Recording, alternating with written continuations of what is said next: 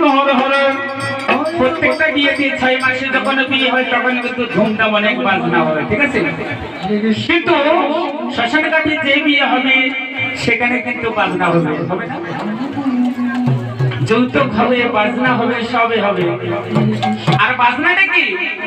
বিয়ের বাজনা, বিয়ের বাজনা খুল করো তাল,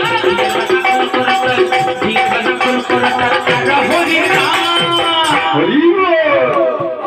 আমার ছেলে নাকি, আমার ছেলে নাকি বলতা আমার নতুন মনে হবে বিয়ের কথা দিয়েছে।